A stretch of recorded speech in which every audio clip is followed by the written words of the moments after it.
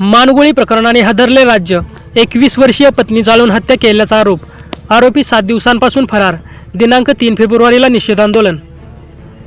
दिनांक 23 जानेवारी 2026 रोजी घडलेल्या एका धक्कादायक घटनेने परिसरासह राज्यात संतापाची लाट उसळली आहे.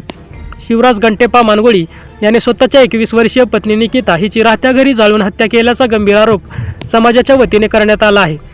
पत्नीला जीवे मारून घरात आग लावून बाहेरून कडी घालून आरोपी पती फरार झाल्याचे सांगण्यात येत आहे.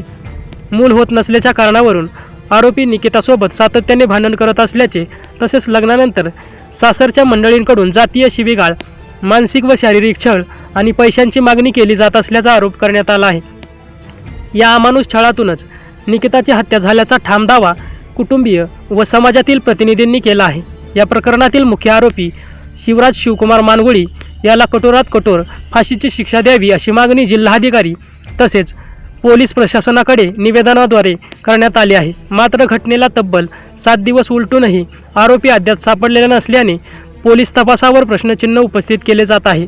या घटनेच्या तीव्र निषेधार्थ दिनांक 3 फेब्रुवारी 2026 रोजी निषेध आंदोलन करण्यात येणार असल्याची माहिती देण्यात आली आहे. आरोपीचा पत्ता गाव काळगी, तालुका मुद्देबिहाल, जिल्हा विजापूर. दरम्यान या प्रकरणाचा जलद व निष्पक्ष तपास करून आरोपीला तात्काळ अटक करावी अशी जोरदार मागणी स्तरातून होत आहे. झुंजार न्यूज महाराष्ट्र कार्यकारी संपादक ओंकार माने, बिदार.